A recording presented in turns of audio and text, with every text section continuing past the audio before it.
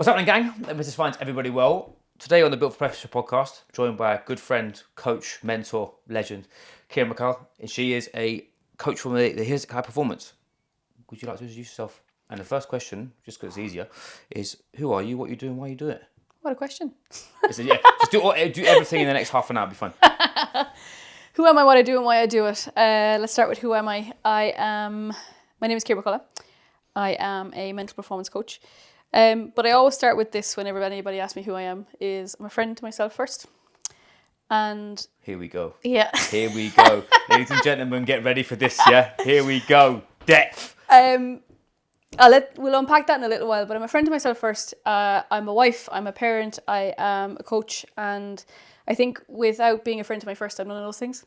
Nice. So that's kind of who I am. I've got 2 kids, 2 daughters, Maggie and May, a beautiful wife, Paula. We live in the back arse middle of nowhere. I can confirm it is in the back arse of absolutely nowhere, but it's absolutely amazing. It's my kind of place. Yeah, and it's a place where we can run feral and be happy and nobody will know anything. She's not a nudist, just to be clear. Yeah, no. All I wanted was the opportunity to wash my car without anybody looking at me, and I've got that. But I am a mental performance coach, and I started Holistic High Performance about a year ago, but officially probably in the coaching business for like almost 4 years now, coming into next year. Awesome. Why I do what I do? Will we deep dive into that? Let's deep dive into that. We'll go back to the friend. I think the context of a lot of the people that be listening to this, people that are in the leadership, performance leadership, they want to perform, they're leaders, highly driven individuals, all the high performance acronyms that they'll be listening to this. But yes, why you do what you do, and then we'll go back to that best friend piece, because that's something that I think is massive. Yeah. For me, when I think about mental performance, my journey didn't start there. It started I was the mindset coach before Holistic High Performance. But the evolution before that of my own journey is Holistic High Performance is built from my journey and from being in a position where I wasn't my own best friend. I didn't have the most effective mindset for life, for living, as well as then for business and thriving.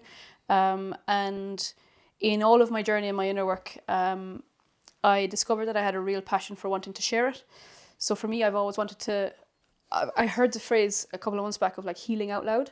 And I think Holistic High Performance is a way that encapsulates my healing, but also helps other people do it as well. Sure. Holistic High Performance is different because it helps people heal in order to perform. Mm-hmm. So it exists from that space of I want everybody to thrive, not just survive. And I want them to be able to know that when they're performing, they can perform at their best possible self, in their most full possible self. Sure. And without being a friend to yourself, that's impossible to do. So sometimes we need to track backwards in order to move like a hell of a lot forwards. And that's where I play a part of all of that, is helping people to scratch backwards in order to go forward. Massive. For context, I've worked with Ciara as a friend and professionally, and we talked around the inner landscape exploration. And as part of what Built for Pressure is, we talk about exploring the mental landscape and understanding, becoming more self-aware. People that are, I think the word healing is a funny word, especially in high performance, because high performance is quite, if you think many will associate it with alpha dominance and very aggression, where healing is very passive. It has to be active, but it comes across quite passive. But it's a huge part of, from my journey, from most people you see who are operating at a mad level, have come from a place of either scarcity, frustration, or from a position of pain of some description. What do you find is quite a common bottleneck for, apart from, I want to dive a little bit deeper into that friend piece too, but there's obviously, there's quite a few people that come to Holistic High Performance, and before that as well. What do you find are the common bottlenecks? Because again, how would someone know they need to step back? Because most driven individuals are extremely, you'll know from me, I'm route one. Like when I'm going forward, get out of my way. Issue with that, it's like a bull in a china shop, where without you having the yin and the yang of that, how would somebody know that they need to start looking for sort of exploring the inner landscape? And what are the common themes that you see in the mental performance space? I think the easiest way to know if it's the right time to explore your inner landscape and your mental performance is in around the idea of if you've hit a plateau in your performance, in your progression. And that's where I find a lot of people come to me and be like, I know exactly what to do. I just don't know why I can't do it, or I don't know why I can't seem to take the action. And that will manifest in a lot of different ways. A lot of people will talk about like procrastination or perfectionism or different things will be coming from different people, but they're kind of the main issues that I see, or else they're completely burnt out. But a lot of the time is a hidden sign to look out for is that you've hit a plateau, and no matter how hard you try to move past it, you can't. It isn't because you don't have the right system. It isn't because you don't have the right structure. It isn't because you don't know what to do. It's because the way I would describe it is from a subconscious and a somatic level, which is where I kind of help all of my clients with, is what got you here won't get you there. Amen. So one of the biggest kind of barriers I see for a lot of high performers is because of what got them to where they are, they refuse to let that go. And when we look at that as a pace, what happens is they effectively move forward without understanding that they become their own block. Yeah. So when they hit a plateau, that system of what got them to where they are no longer works. And it isn't because their system is broken, it's because they have reached the point of their, or do I want to put this, their capacity from a subconscious level. So they've hit the glass ceiling of their belief of what they think is possible, or there's always a subconscious root beneath it. So what we do in terms of all of that is helping you explore what the root is. So the common kind of like idea of if someone is listening to this and like, I don't know when is the best time to explore it, it's either when you've hit a plateau or you're telling yourself that you're procrastinating or you're finding you're not taking action in the way that you'd like. They're normally the hidden signs of what's beneath it. Yeah, sure. I think for a viewer's point of view, I'll explain a little bit my story and how we work together, because that gives a bit of context.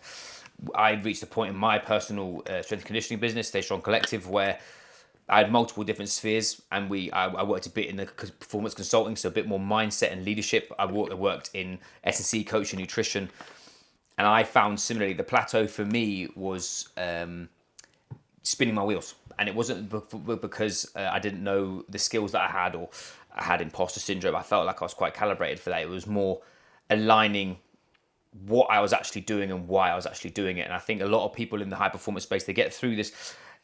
Becoming more self-aware is just like peeling an onion, but it's like an eternal onion. That thing never stops, isn't it? It's same with high performance too, is like your performance is always, Sam, it's been amazing watching your growth as a professional and knowing you that the gears that you have, it's not, again, going back to the sort of the words we use, the scientific principle driven mindset performance coaching is what's first, and the more grey areas of the exploration, I feel you can interject, is more that's the coaching bit, but the science underneath it is all principle driven. But what they're having symptoms of procrastination, overwhelm, burnout, frustration, all these things, but that's actually not the cause. The cause is they probably haven't explored the inner dialogue real time. And a lot of the time it's again, you do it as much as me, it's like the real time conversation you have with yourself. It ties back into this to becoming your inner friend, not your inner critic. Or we use the term becoming your inner coach rather than your inner critic.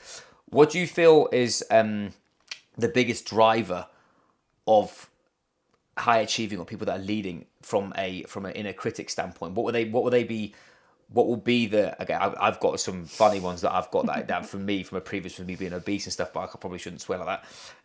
What do you see in your space, and what do you see that a lot of sort of highly driven, like type A individuals are feeling? I think that's probably something that people need to sort of learn more about. Yeah, I feel like the biggest thing that shows up in my work are two things. Both of them are very much combined together. So it's kind of like chicken and egg, which one comes first. The one that I see most often is where they have gotten to in terms of their progression and their performance has been very much linked to proving themselves. Well, here we go. Oh, people. The rabbit hole has been opened. It's 5:20. We'll see you at 9 o'clock. Yeah. Is the idea to prove themselves, that they need to prove themselves. And alongside that, and you'd very rarely find one without the other, is what they have gotten used to is playing not to lose rather than playing to win. And there are two very, very different ways of working and ways of being. And they're the two most common things I see show up and all that. The other thing that I see show up is a lot of the time people don't realise it, but they actually have a big fear of success. So they think it's like, oh, I'm afraid of failing, or I'm afraid of being judged, or I'm afraid of X, Y, and Z. And that's all the stuff that we hear on social media, right? But deeper than that, no one's going to tell you, hey, I think you fear success. Yeah. And they're the kind of three common things that I see show up. But the main one is always like, what I've built because I've wanted to prove myself, and I just don't know how to build without that. Massive.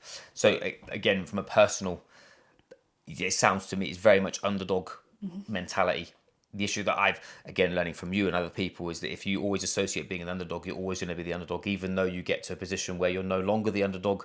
You have to pull back, slow things down, make things really hard, make it so that you've got huge amounts of friction so that you feel like you've got the pressure, and then suddenly that pressure's on and you go back into this continual cycle. If someone is stuck, because I would put money that 80% of the audience that watch my stuff is wired like me, which is like, I want pressure, no diamonds. But how does somebody, I don't like the word change because it's not about changing, it's about reframing something and actually placing it into a position that it can be used properly compared to using it for, it's not narcissism, but something basically to hinder you. How does somebody go about that, and what could be, whether it's apart from give you a phone call, oi, you're in danger, or what if there's one step they could take to learn that? Because that's something that I think is hugely prevalent in peak performing environments that have got high amounts of pressure.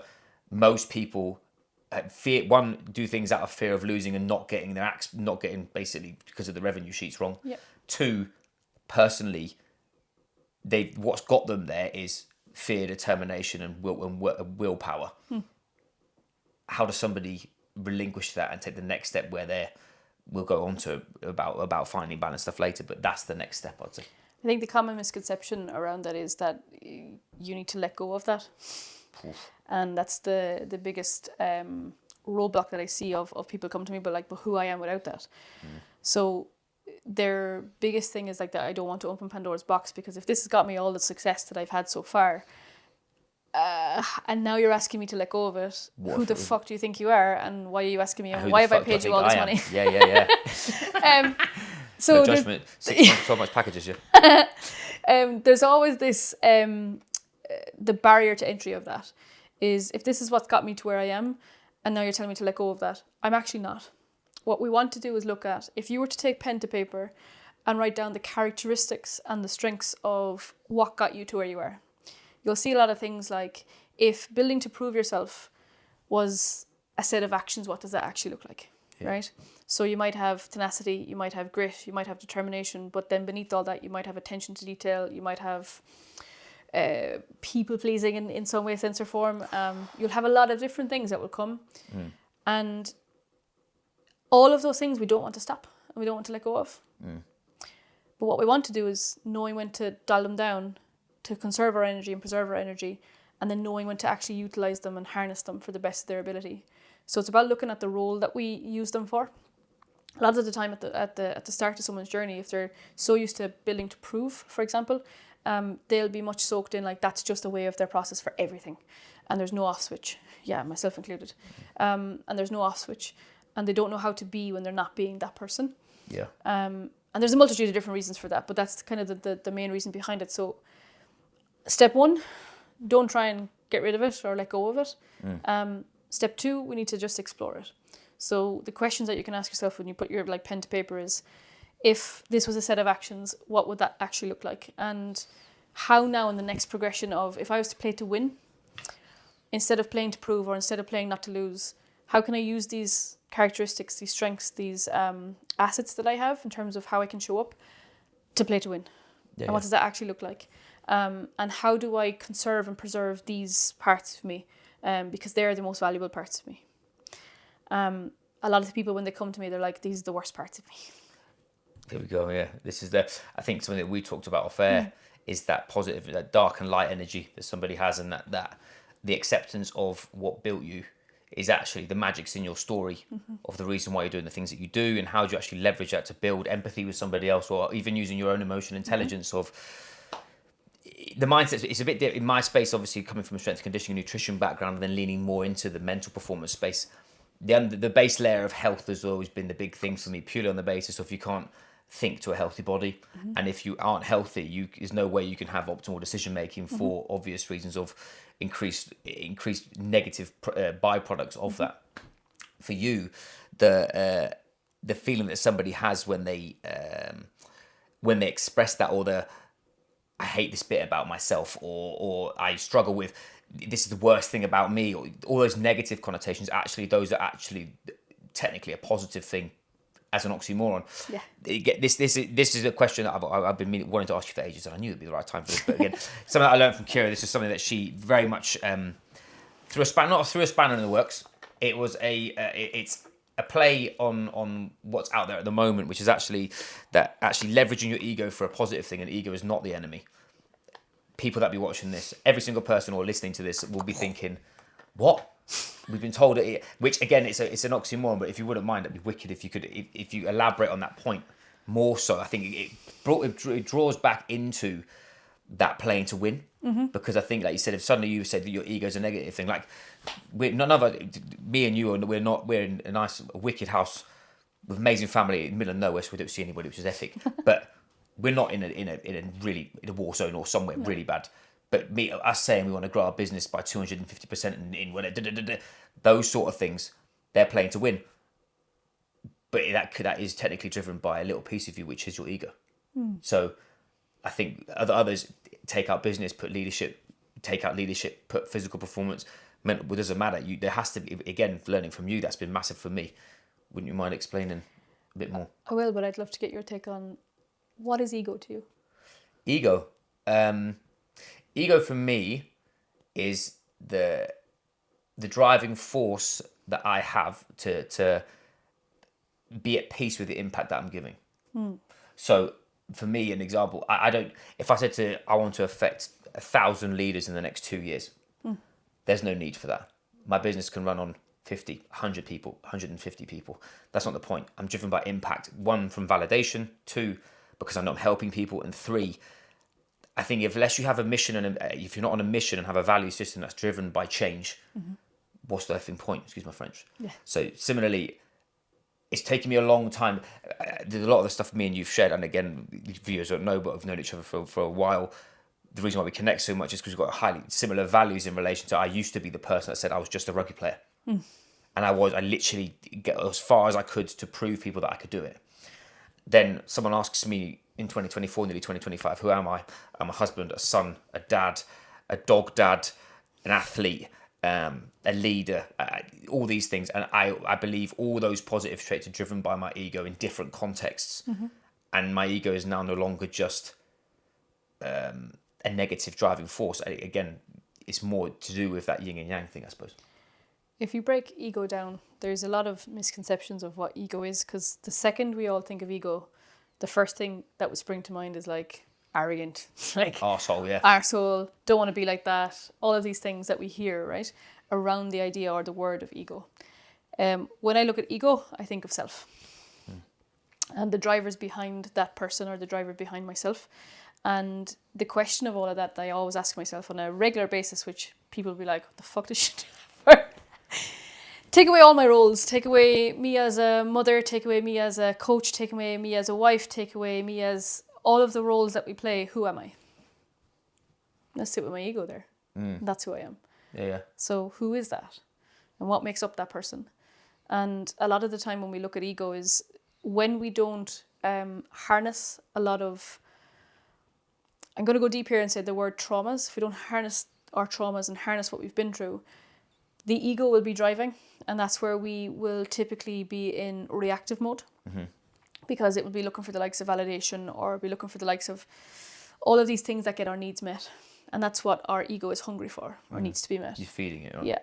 So when we look at harnessing it, it's about, again, going back to playing to prove. It's about looking at, this is the type of person that brought me to where I am. This is the sense of self that brought me to where I am. How do I best then take that sense of self and move forward in order to win? And it's about looking at who I am is enough. It's the first thing. So looking beneath that. And when you're looking at building, I always ask this question to people who are building, whether it's their performance or business. What is the need, the driving need beneath that? So if you're going towards wanting to impact however many, or you have these performance goals or whatever it is, once you achieve that, what is that fulfilling for you? And then you get into the crux of things. And also that, I had a conversation last week, which was around the actual journey itself. I call it inside my programs, like top of the mountain syndrome. You get to the top of the mountain, you realise you're not at the top of the mountain. There's about 10 other different ones.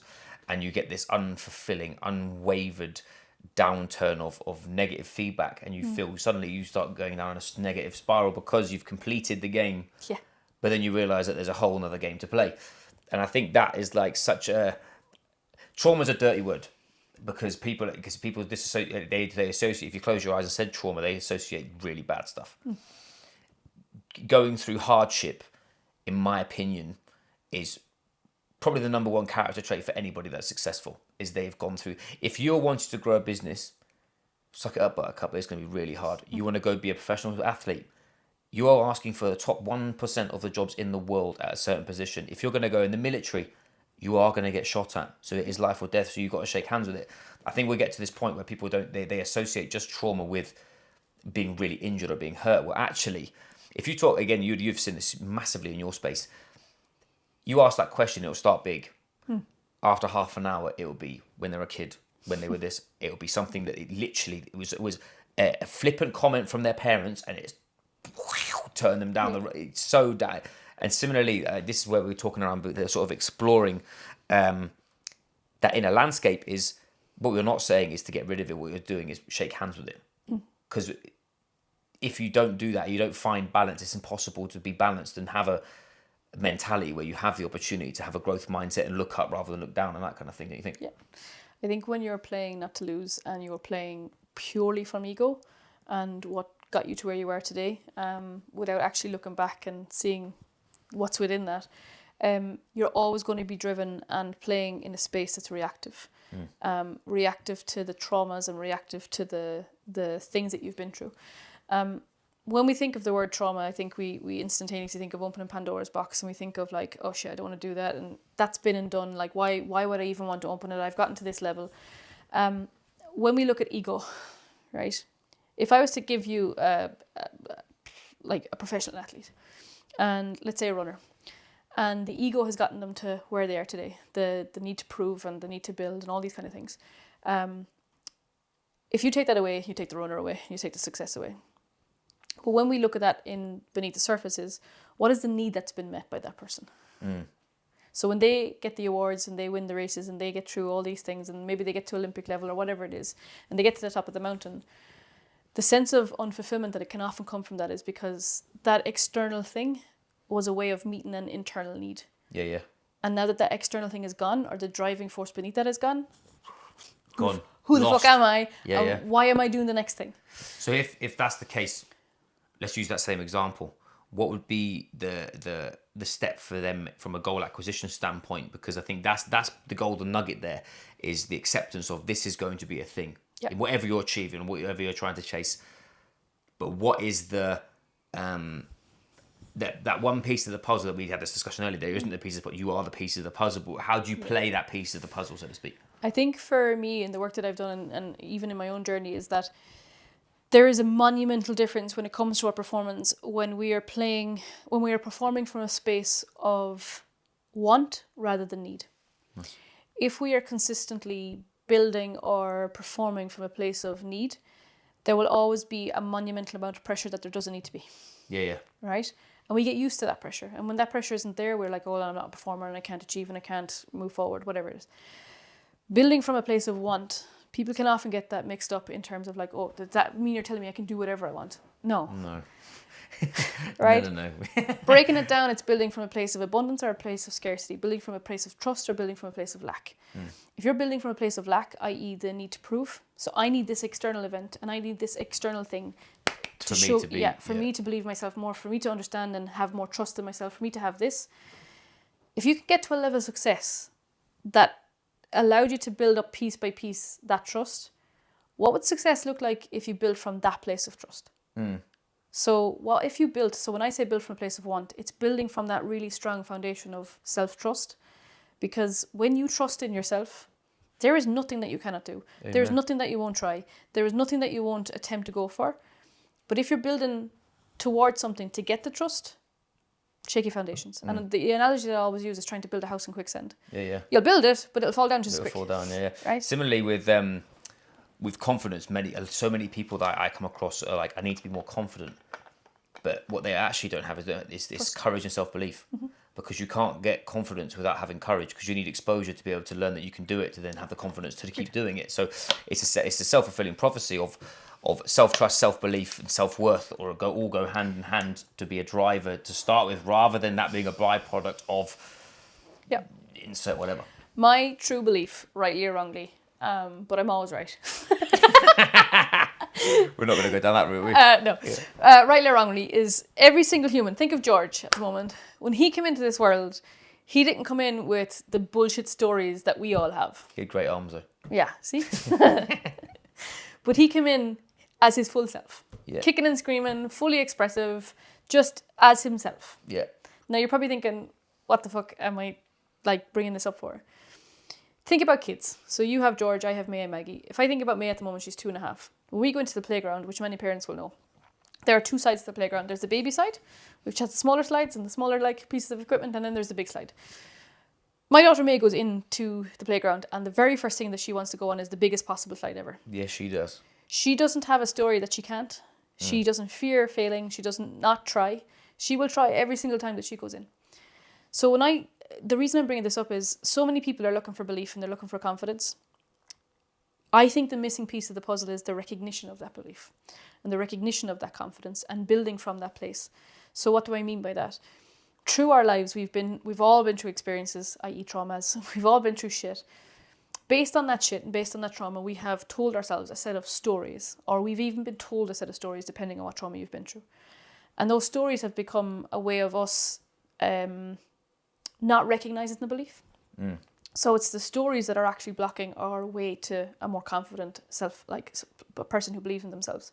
So when we look at the story, if May was to go into that playground and she was to try and get to the top of the slide and she falls down a couple of times or she quote unquote fails a couple of times, she doesn't turn around to me and she's like, I'm a failure. Yeah. She doesn't make it mean I'm a failure. Basically what she will do is I'll try again. I'll just find a different way this time, or I'll try a different thing the next time. Problem solve.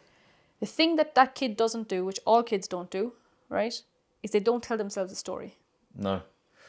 If you're being geeky, it's because they haven't got that prefrontal cortex, or they haven't got the developed part of their brain where it's trying to find the pattern, because they have never seen it. Yeah.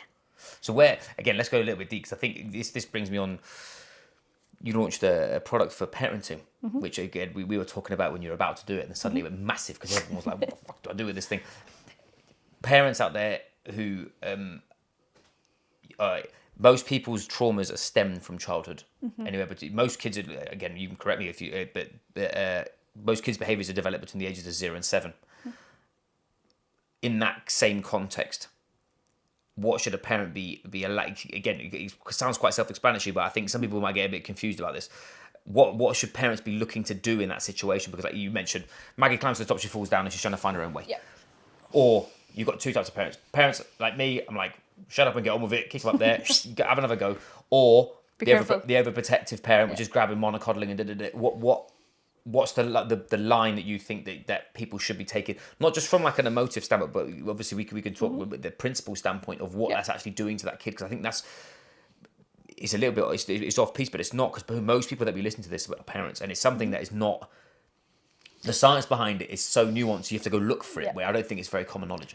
I think actually, whether we're talking about parents or high performers or insert anybody here, the bit beneath it says the same.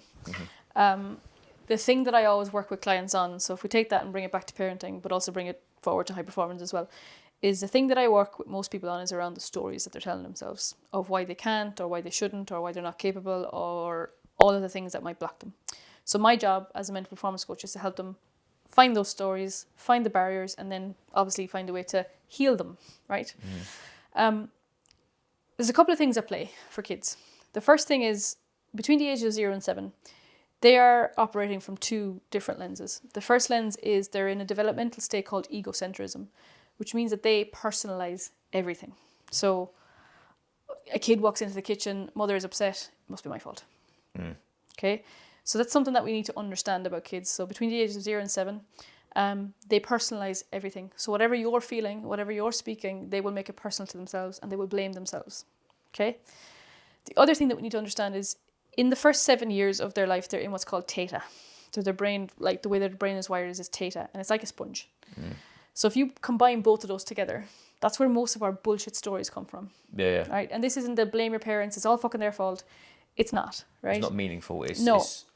Most of our parents it's come perception. from... Yeah, but most of our parents come from a space where they didn't have the tools themselves. We only are starting to find them out now. Yeah.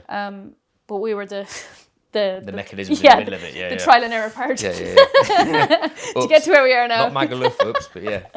But I think in that space, that's the two things I want people to understand about themselves, but also about if they're parents as well, is that when we look at that, that's where a lot of our stories get formed. And if you think about a kid, this is how I'm going to prove myself.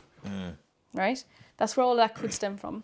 But when we take that deeper into how we can best handle situations like that, is looking at, can I give them enough space to hold enough space for all of their emotions without putting a meaning on them, and let them work through it themselves. So if they fall down and they cry, let them cry. Yeah. Don't tell them it's going to be okay, which is weird. Just give them space. Just literally hold them as they cry, right? And then ask them what do they need. And kids who can talk will tell you. Wow. Right? It's interesting because it's I think my biggest lesson last week and biggest point of reasoning was understanding how to listen more. Because being in the coaching space, and we've talked about this sort of like hero syndrome of a coach, is you see something going on, strap my fucking shield on, I'm going to get involved. But I've always been, it's with kids especially, and I've got friends of mine's children, I've been very much, they'll be okay, within reason obviously, if they're bad. But interesting to hear that, as I said, like from a brain capacity standpoint, I've always said that kids don't copy, they absorb. Which you've just literally, for the science principle of it, compared to just the emotional piece, is that they're absorbing everything, every mannerism that you're putting into the world, so to speak. So again, try and put it into context.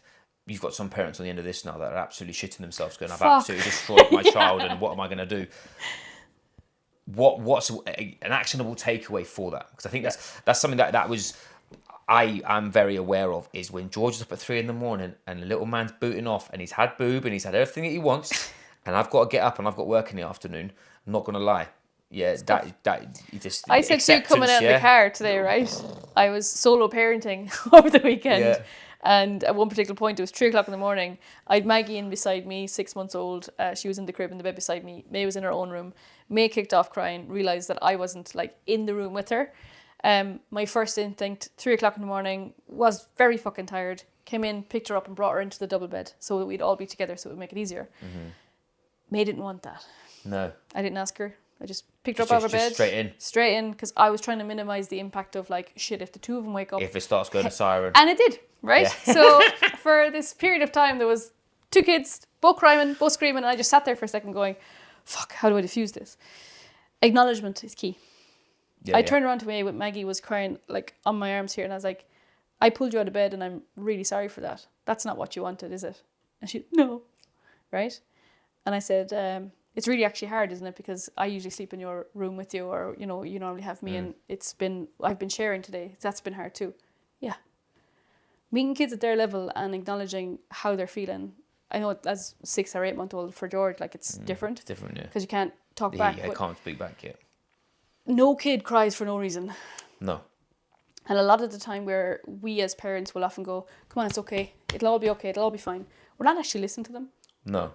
So for what diffused the situation at that particular time, when I got out of my own dysregulation, it was to acknowledge where she was at. It's been really hard today, hasn't it? Yeah. And you could feel her going, oh, fuck, she sees me. 2.5. Now, the other thing that we need to understand as parents, and if you take nothing else away from this will also help you with your inner work. As kids, they have 2 competing needs, right? The need to belong and the need to be authentic.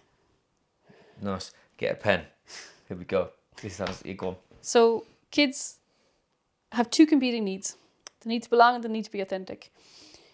If they're in a position where they need to make a decision between which one they need to be, they are always going to choose, I need to belong over I need to be authentic. Yeah. So if they're in a family environment and they're expressive and they like to sing or they like to be loud, or in May's case, they like to scream and see how loud their voice goes. Yeah. And you're being told, shush, be quiet, tone down a bit or whatever it is, that kid will learn to mute who they are. Suppress, and their expression of what they want based on the fact of, if I'm not like this, I won't belong here, and if I don't belong here, I'm not safe. So belonging to a kid at that time is to be safe and to be part of a tribe, because that's how they survive. That is always going to be decision number one. And they will do that at the cost of their own authenticity. So if for anybody listening to this who's a parent, know that, like when I said earlier, if a kid falls down and they're crying and we tell them stop or all these things, like everything's going to be okay, we think that we're reassuring them. We're not giving them a chance to fully express how they feel. So would you say basically wait in actual terms is let them... It's funny you say that, because I can say obviously George is not in that. He's 8 months, but you can see the different states that he's in, and ones where he's going to be responsive in any way, and ones that he's not. I think when you have them at an age where they are competent to be able to talk back, that the willingness for them to express it. If I can't remember who I was listening to the other day. It's again the same thing about if you tell a kid not to do something as a kid, when they're old enough, they will do. You kid at 16 suddenly going out smoking weed and smashing cars and all this kind of stuff. It's usually because they haven't been allowed to express it. Not that that's a good thing, but it's the pendulum effect. Is they haven't been allowed to do this here, so they're going to launch it all the way to this end. So then when they're 21, they all kiss and make up and they're all happy. Yeah. Or you have this in all sorts of respects with I don't know, being suppressed. It's quite a normal. Kids are like sharp. Yeah. And then when they get to an age where they know they can talk back, it's this big clash. Very interesting to the... Probably leads into my next point is the ability to regulate. Something that I find it fascinates me around high performance is equanimity, which is it's basically a Buddhist term about being calm, collected and focused, but still being able to perform. And I think we've covered that a little bit around having more of a growth mindset around you, about you playing to win, not to lose.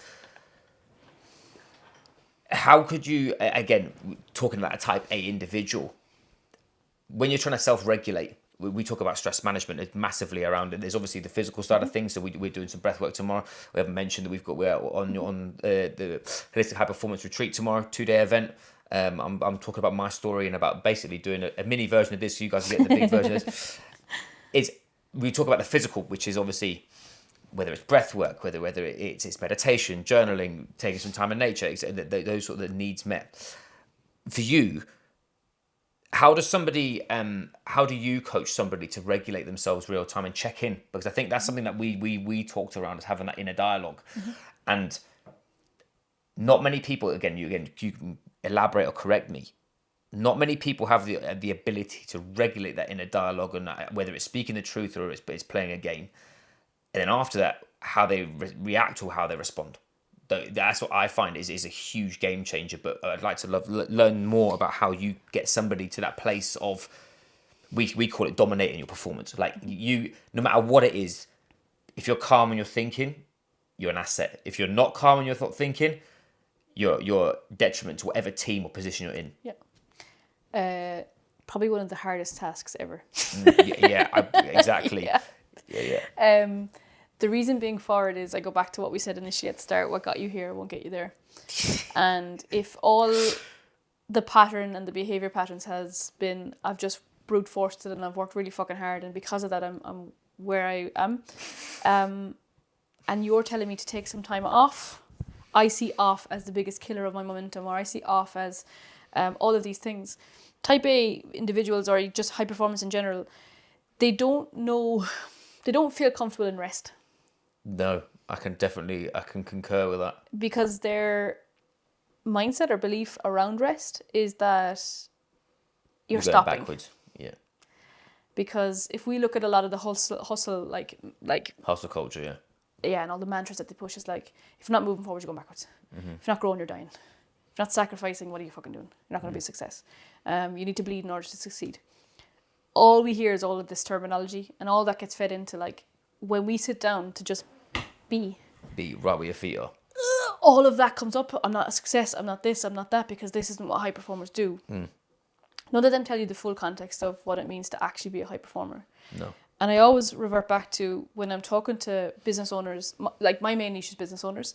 But if we look at an athlete, right, I have a friend who is an Olympian, and one of the things that he'll always say is, I'm not performing all of the time. No.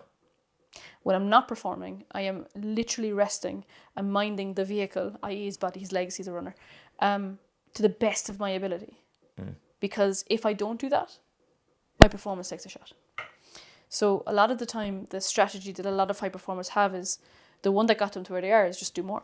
Just do more. Just do more. Just do more. Just do more. Volume. Just do more. Because eventually it'll pay off. How many times have you heard that? Like, the longer you work, the harder you work, eventually it'll pay off. Okay, but how long do you eventually want to try that for? And when's that going to happen? Yeah. And do you have the strategy behind that? Do you have a why behind it? Like, what is the reason behind what you're doing? So a lot of the time when I backtrack of like, particularly when it comes to my clients, is I get them to do a little bit of a challenge. It's probably the easiest way to do it. Like, you don't have any evidence for a new belief system right now. And all you hear is when I tell you to pull back, and when I tell you to rest, and when I tell you to have some recovery, and when I tell you to have a little bit of that down space or white space, you hear, she wants me to stop. Yeah. So how I say it versus how they hear it are two very different things. So we need to clarify what it is and what it means for them to do that. And then beneath that is, let's say for me, resting is actually a hike in the mountains. So you see where I live, I'll just literally come out my drive and go up over the mountains. That to me is resting.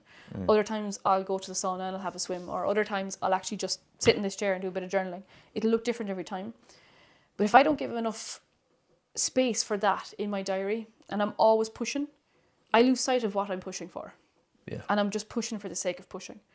The simple act of like taking some time to just be allows me to have a clear head, allows me to have more focus, allows me to have more performance, because I've tracked it and I've measured it and I've metriced it for myself.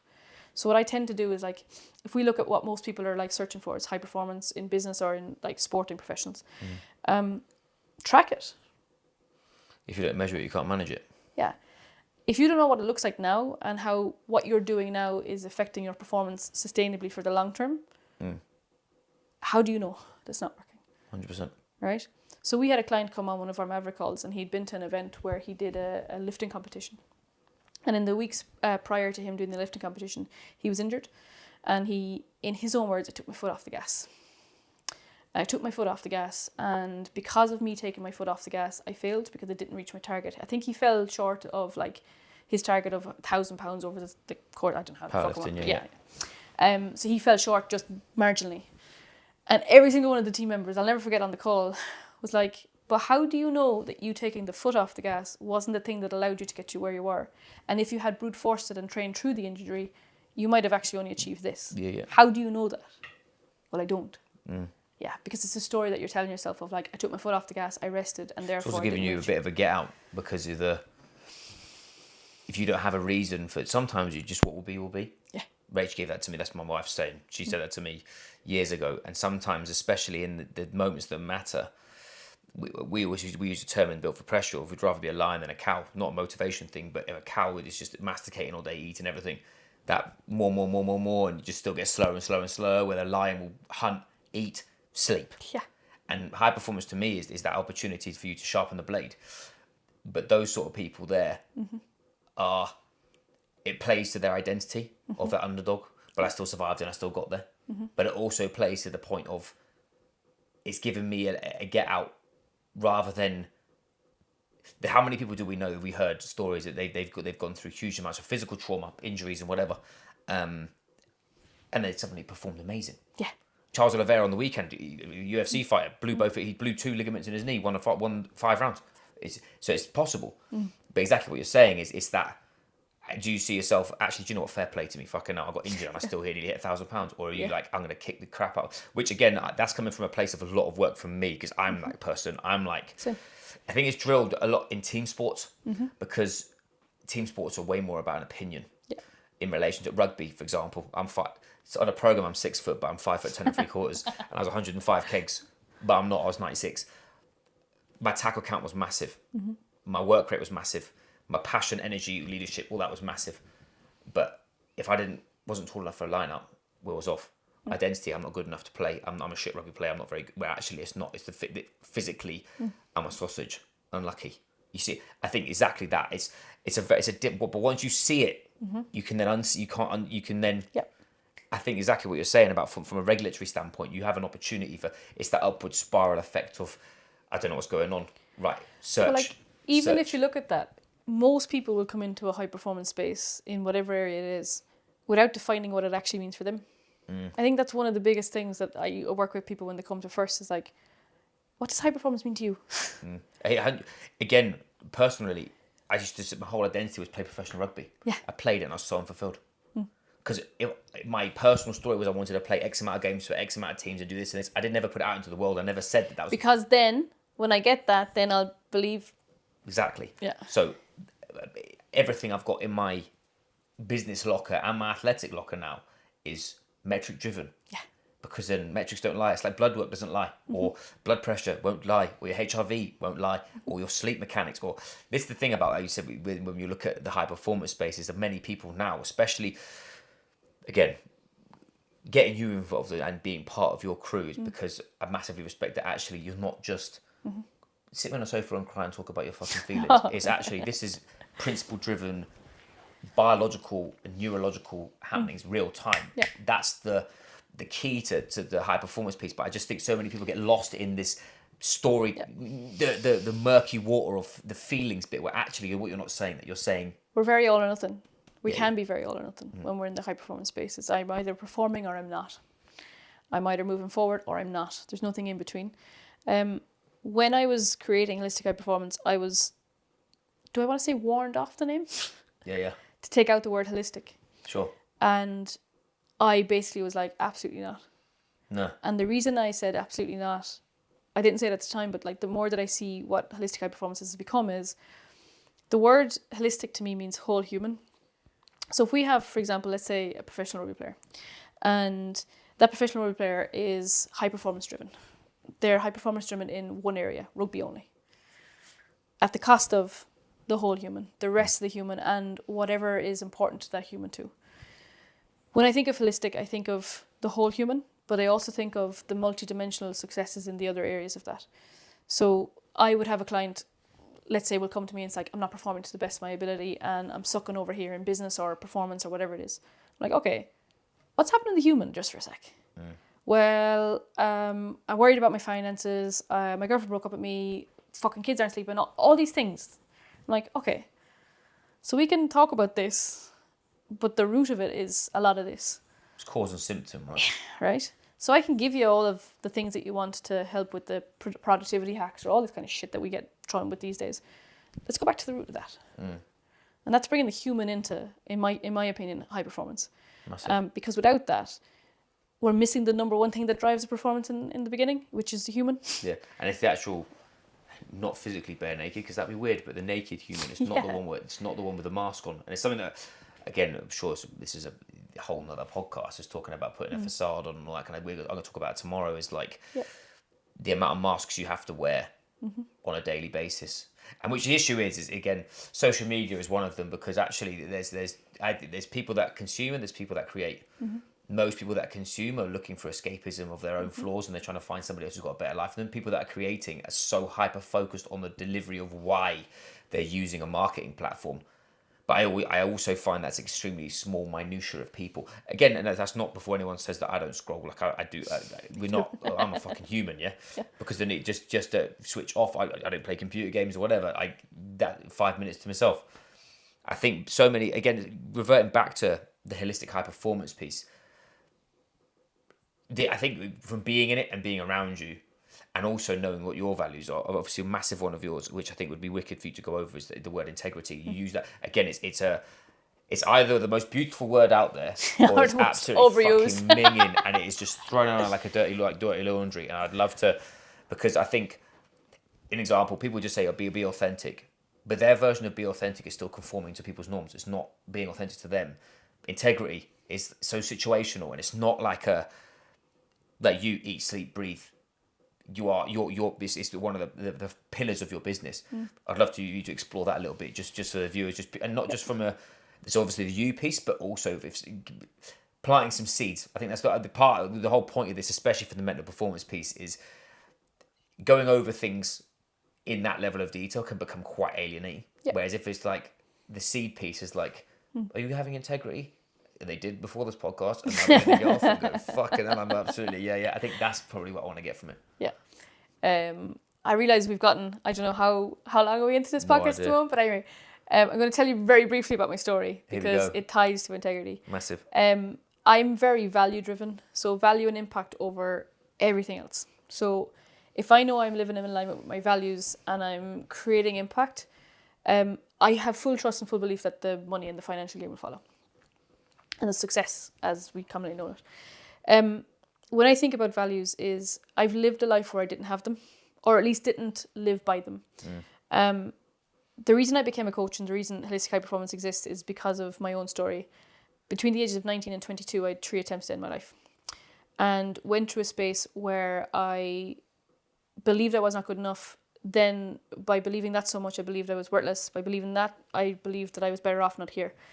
And I got to a point in my journey where I was, and I'll never forget it, and it'll always be part of probably most podcasts or most interviews that I do, is there was a moment in my life where I believed I was so fundamentally flawed and broken that my only other option was to not be here. So when I sit with that and when I look at that, the turning point for me and what changed the game and all of that was literally lying on a hospital bed, the 3rd attempt after ending my life. And I looked to my left, like I barely opened my eyes, and I looked to my left and I saw my mother. And still to this day, and that was what, 12, 13 years ago now, I can still remember her face. And what I remember is I could see the devastation, I could see the hurt, I could see the pain, but I also saw relief. And when I saw that, I literally, my two first reactions were, you fucking idiot, you absolute bellend. And I was so fucking hating at that point. Where all of that just came really easy. Of course. You did it to her again, because my dad died by suicide when I was young, right? Yeah. So you were causing the same pain again. And almost like a light switch, I don't know where it came from or how it came from, this idea of, why are you here? Because when I woke up first, before I ever saw my mother, I was like, oh, fuck, I'm alive. Fuck, I'm alive. Yeah. Great. Why am I here? Why do I have to be here? Yeah. And I thought about that question, but I thought about it in a different tone. Hold on a second. I just got a bit curious. Why am I here? 3 attempts. 3 times I tried to do this. Yeah. Right? But here, I'm still here. alive, right? Yeah. Like a cat with fucking 9 lives. But when I look at this, I made a promise to myself that day. Not my mother, not my sister, not my family, not my friends. Yes, kind of, but first to myself, which is why I started the podcast with a friend to myself first. I made a promise to myself to do it for me, to try to figure out like what life would look like if I was fully living. And when we look at that, when I think about integrity, I think about how in my life I didn't have it. Yeah. I didn't always show up for myself. I didn't always speak kindly to myself. I didn't always do the best that I could possibly do for myself. But integrity to me is deeper than that. It's honesty, it's vulnerability, it's respect, it's fairness, and it's justice. So there's a lot of values wrapped up into one word for me. And when I think about putting that into practice is, I've lived a life where I know what it's like to not have it. But integrity to me is, I am willing to stand by my values at the cost of losing, whether that's financial, whether it's people, whether it's whatever other metric you want to put into this, because I know the cost of losing myself is too high.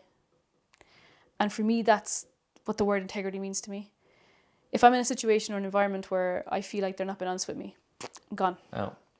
If I'm in a situation or an environment where I feel like they're not being fair, gone. If I'm in a situation where my values get come up against, I will always give someone an opportunity. But if that opportunity doesn't get met back, I will remove myself from that environment. Not as a fuck you, it's just as a... That's not me. It's not me, it's not for me, and it's not a space that I feel safe in. I talk about safety a lot in high performance. Psychological safety is so important. If we don't have that, we can't perform at our highest level. Okay? So for me, integrity is... I know that the cost of not living in integrity myself is too much, that I'm not prepared to do that. And when I talk about that, like, what does that actually look like in terms of making sure that you show up as you possibly can for that word integrity? I've lost friends, best friends that I've been friends with for like 15 years, because our version of a truth and a lie were different. I've lost friends, or people I thought were friends, because the value of honesty and the value of fairness gone. So when I say that I'm prepared to lose, I don't always like doing it, and it comes with a lot of grief. but I'm not prepared to lose myself again. And that to me is I need to do whatever I can possibly do on a continual basis to make sure that never happens. So for me, that's when I think about the word integrity, I put it into action of I'm happy with it. Not always happy, but I'm okay with it. And I live by the fact that I'm happy to lose so long as I don't lose myself. Wow. Thank you very much, firstly. Obviously, it's quite personal. But again, it's an extremely powerful piece of the puzzle, because to be in that position, you've been through some darkness. But then on the flip of it, now it's a lot very, again, I like the word oxymoron. Especially, you can take those lessons and place them into many different environments, but you can also use those same lessons against the lens of who you are, what you do, why you do it. Similarly, the reason why you're leading people that are in the leadership space, for us, integrity is a word that they throw around all the time, innit? But not many are able to live by it because they haven't got the strength to back away if their needs aren't being met.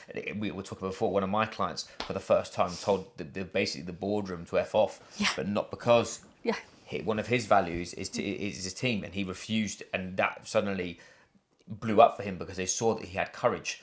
It takes a lot. I think it takes a lot of courage to have integrity in the levels you're speaking about in this day and age, purely because of the conformity. And I think people are, if you're scared, it's difficult to be able to lean into that. But it's again, oxymoron. It's not if you understand that that's the game you want to play. I've talked around impact before and about my coaching process. I've got more integrity than giving someone a copy and paste program. I've got more integrity than just sending them a blank email. I've got more integrity where if someone, like you said, we use the human first approach for nutrition and for high impact behaviour, the thing still remains. Are you being a dick or not? And if you are, no. There's only lens. You're either a legend or a dick. That's the lens I put through in it. It's not hard. People make this so difficult, and it's not. It's interesting you say that, because I think it takes a huge amount of.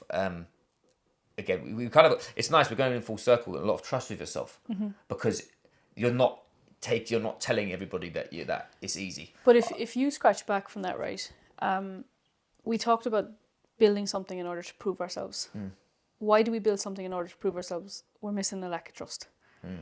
And we're looking for that trust in either that metric, the achievement, or the situation or the scenario. And when I look at that, the reason I say building to prove is because a lot of my life was building to prove. Prove that I'm good enough, prove that I'm worthy, all of this stuff. And if I look of like the changes that I've been in over the last year or so, the decisions that I've made, the losses that I've had, by very virtue of trying to remain integral to my values, has come at a cost, but they're decisions that I wouldn't have been able to make 3 years ago. Sure. Because I was so hell-bent on, well, I'll fucking show you and I'll prove it to you and you'll see. Instead of, if you can't see it now. It's very, it's personal. Gordon Ramsay had a really good quote. Is just remember to take it personally, not professionally. Sorry, don't take it personally. Take it professionally. I agree with you. I was It swings both ways, but having again, we talk about equanimity and that calm, that stillness is like, if you have the belief of who you are, what you do, why you do it, you'll then understand that your people aren't all people.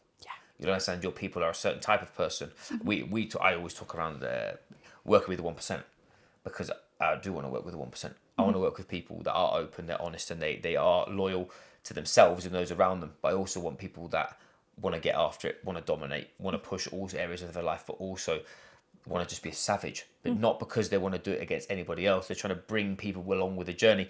I think that for me it's still a work in progress. I'm very good at telling you that if I like you or not, and if you'll know if I don't like you. But also that from it's probably from a young kid thing. You'll have again that people pleaser piece, because a lot of coaches will have that. They have the people pleaser thing at the beginning. If you're not careful, it's very easy to fall into that trap of not necessarily being a yes man, but trying to just be there for everybody, where actually the first person you need to be there for is you. And I think that's very, very difficult for most people, is relinquishing control of social norms of I've got to be the fucking provider of everything for everyone else. Mums are the worst for this. They'll do fucking everything for everybody else, and then they wonder why they're a big goose Henry. They're eating fucking shit off the floor. They're unhappy. They've got no sex drive, and they don't want to be with their husband anymore. It's because you haven't asked for 5 minutes off, and you haven't gone and had a sauna, a steam room, or you haven't gone in the mountain just because you've not looked after yourself. It's really interesting to hear you say it, because the thing is we're walking around the person. I think take away the labels. It's the human. The human, right? yeah. When we look at quality of relationships, quality of performance, quality of insert whatever you want here. Whatever, yeah. It comes down to the human. So what I'll always say, if people are a little bit resistant to, for example, trying something like resting or trying something like saying yes to themselves and saying no to other people, what you'll find is the resistance is soaked in stories of why they shouldn't. Because if I take time for myself, I'm selfish. If I take time for myself, I'm not moving forward. If I'm not moving forward, I go backwards. If I'm going backwards, I'm not growing, and then I'm the fucking dying. Link, story.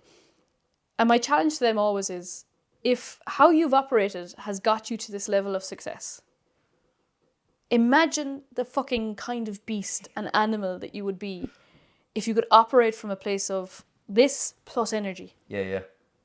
That's a poignant point of people don't understand that piece of your current decision make.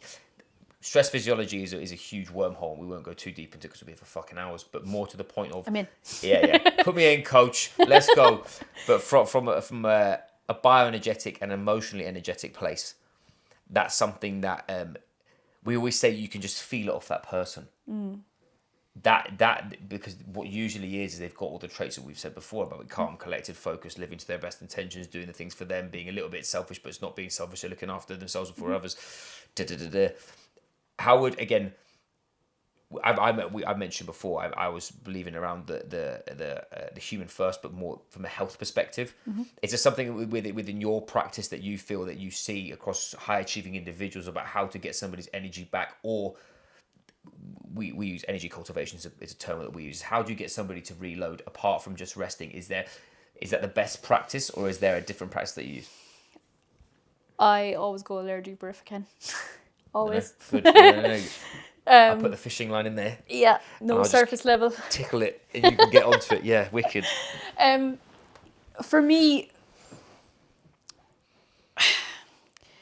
if someone isn't sure of their values, and if someone isn't clear on what they stand for and what they stand against, you're living in alignment for everybody else's story and everybody else's life and not your own. Yeah. And the biggest and greatest asset that you can ever do for your own life, personally and professionally, performance or not related, like insert whatever you want here. But the best thing that you can possibly do is, what are your values? And if you can boil down your values to 3 things, so mine are integrity, exploration, and purpose. Your values act as a guide. But beneath that, and a layer beneath that, what I found is, not just in my own journey, but my journey of my clients, is that when they're living in alignment with their values, they're an unstoppable beast. Yeah. Because every action and every decision they make is fully in alignment with who they are, what they stand for, what they believe in, and what they don't. And beneath that, when I see people who are not progressing or have hit a plateau or are stuck at some way, shape, or form, and their performance isn't where they'd like it to be, it's because they don't know their values. Yeah. Or they've lost sight of them. And when they regain that sight back again of their values, it's almost like this lighthouse that they've never, it's like the bulb went out in the lighthouse, right? Yeah. So when we look at that, burnout happens when we're living out of alignment a lot of the time, right? And if we live out of alignment so long, it's like putting all of our energy and all of our focus into things that don't really fucking move the needle and also don't matter, because they're in alignment with everything else, like society, social norms, all that kind of stuff. When you can pull someone back and get them very clear of what that actually looks like, how do you know that you're living in alignment with your values right now? Yeah. So how do I know if I'm not living with integrity? Yeah, it's interesting you mentioned about the values piece is something that when I left rugby and I had NLP coaching and we talked about identity, and I had a call and plethora. I always called Jay out for this. I came off the call. I felt naked. He took 45 minutes. I wasn't naked, to be clear, but my whole world was decimated, but not in a bad way, but in like, it was as if someone, you know, when you're on top of a cupboard, you blow the dust off. It felt like they'd done it with my life. And it literally was that. And something that I went deep into the personal development space was with DeMartini stuff around value system, understanding your values. Most people associate emotions as their values, whereas if they don't understand the practices around those emotions, they get like integrity for you was 5 key things. You had examples of how you saw them within your life, and if you see, that's actually living by your values. An example, I had someone said I'm hardworking. And I was like, well, you're gonna be fucked, bro. Like, you got nothing yet. Like, if that's your value, if that's actually what you value, what you actually value is very different to the emotions you tie to your values. And I think that's something that you ask any business leader or business owner their values, they'll automatically go to emotions rather than going to actionable, like, connections. Probably the biggest one for me, exploration and adventure. Those are my 3, but it's because connection with people I love, I trust. Exploration because I'm self-mastery driven, and the issue with that is I'm never going to get there. And then adventure is I'm here for the experiences, because you're here for a good time, not for a long time. That is all they're things. I think how we view values can often be what social media or the surface level people whatever fucking Canva template you find on Instagram will tell you is that your values are the things like hardworking and the some of the actions that you can take and all this, who the person you want to become. I'll break it down in a second, but the way I see values is your own individual needs and identity. It's not an approach that many people take, but when I look back on my life of when I lived out of alignment with my values, i.e. I didn't fucking know them in the first place, right? But I actually did. I just never explored them, which is why exploration is massive to me, right? But when I lived out of alignment, they were the worst parts of my life. Right? So when I look back on those, if there's any time in my life where I'm not feeling the best, or I know I'm not performing at the best, or I'm just in a funk, I always go back to my values. Where am I not living in alignment with these 3 values? And that always puts me back on the road to feeling my best, performing at my best, and getting out of a funk, because they are my unmet needs. Right?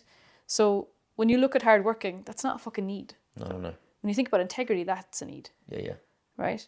I need to know that what I'm doing and how I'm acting and how I'm showing up is integral to myself and also those around me. If I feel like I'm not being ethical, or if I feel like I'm not being fair, if I feel like I'm not being honest with myself and other people, I'll know it. I'll feel it. Right? Your gut will tell you. If I listen to that and go against that, I lose trust with myself.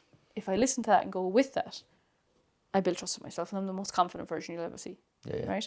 So for me, values are not only my identity, but they're also my needs. There's 2 types of values: core values and aspirational values. Nice. So core values are kind of what has shaped us. So for me, honesty. So underneath the integrity piece, honesty is one of those. Why is honesty such an integral value to me? When I was younger, my dad really wasn't spoken about, and how he died definitely wasn't spoken about. So I wasn't told a lie. You just weren't told. But I wasn't told. So my version of that is, I feel like it was a lie. Right? Rightly or wrongly. Now, logically, I know why. But emotionally, as a kid, I can see how that impacted me. I felt like that person was being dishonest, or people around me were being dishonest. So there was a lack of trust that I had. But within that is looking at, I never want anyone to feel like that with me. Right? So rightly or wrongly, in terms of how I feel, you'll understand how I feel. I'll tell you how I feel, and I'll leave nothing off the table, because if I leave something off the table, I'm hiding parts of myself. I'm not being authentic. I'm not being authentic to myself or to you. So for me, that's a core value. If someone isn't being honest with me, I'll feel it. I'll know it. Right? If I stay in environments where I'm not being honest with, I will start to shrink. I'll start to lose myself. I'll start to conform. I'll start to try and do whatever I can to try and belong, but I'll lose myself in the process. The other side of that is, the other section of that is, so your core values are like, they come from the experiences that you've had. And they're the real strong ones. They'll be emotionally fucking driven. There'll be I don't stand for this and I stand for this. Right? You'll know the emphasis behind them. And they should be verbs. You should be able to put them into action.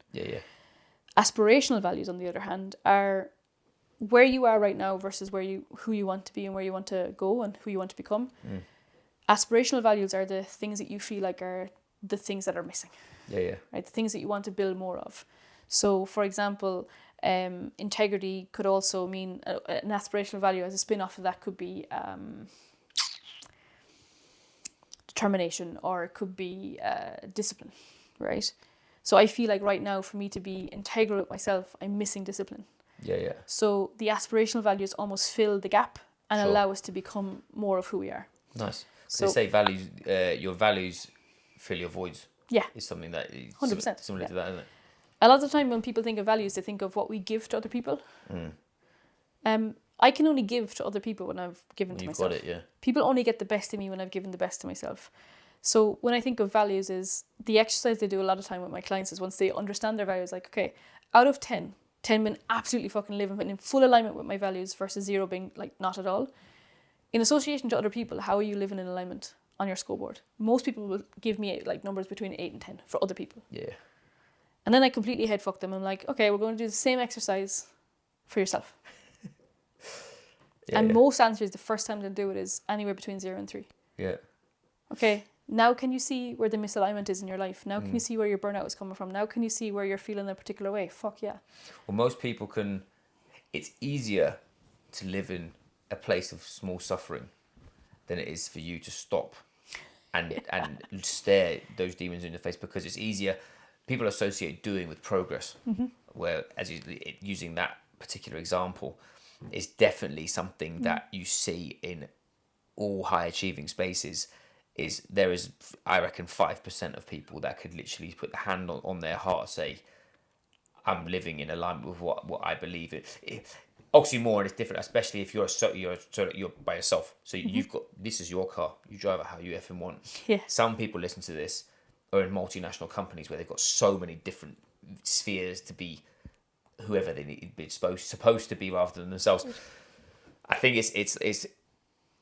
it always stems back down to the human piece. Because no matter what job title you are, whatever sex you are, wherever you're from, whatever, you have a legend or a bellend. Isn't it? And it's true, but if you're acting on with through a position of this is authentically me, not what Instagram says, because that's something that will go and get us another wormhole. With like, you can't be authentic on Instagram if you're playing to an algorithm. It doesn't make sense. That's why everyone's chasing likes rather than cash. Anyway, if you're authentic to you, then the business will dominate. As long as everybody, it's funny. The thing I find with mental performance, the best thing about it is there's so many different avenues, and we've throughout this whole podcast we've literally got but it's all stemmed through the same root piece of the puzzle. I think something that I'm aware of time, and I could go spend hours with this. It'd be sick. We need to do part 2 and 3 of this. I'll come to you next time. Yeah, if you could go again, you've got a deep past, so you could take this as you will. So I want to ask this to everybody: is if you go back to the 20-year-old version of you, what would be your biggest lesson, and what is there any particular action you would take with it?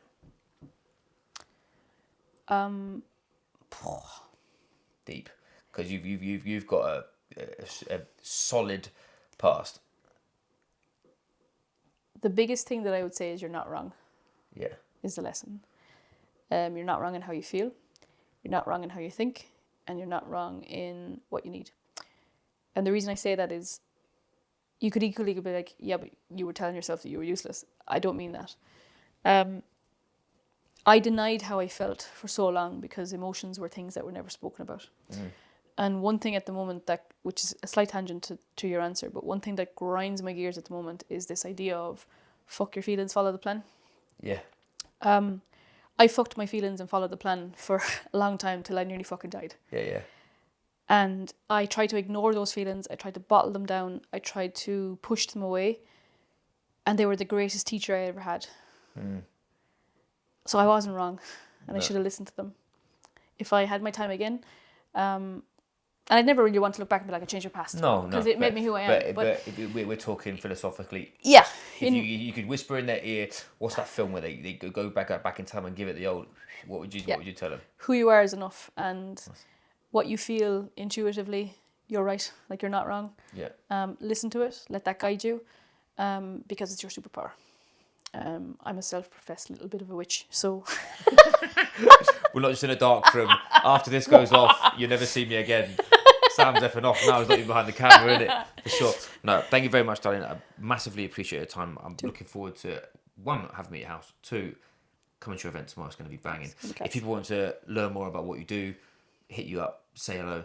Where should they find you? On most platforms, you'll find me at Holistic High Performance Academy, and you'll find me there. Nice. Or text me, I'll send you the details. Yeah. Thank you very much, darling. Everybody else, thank you very much. As per, like, share, say hello. If you have any questions, please let me know. If you have anything direct, obviously Instagram, LinkedIn, or Ciara as well. Thank you very much for having me at your house. But thank you very much. Thanks for having me. Legend. Thank you very much, darling. Thank you.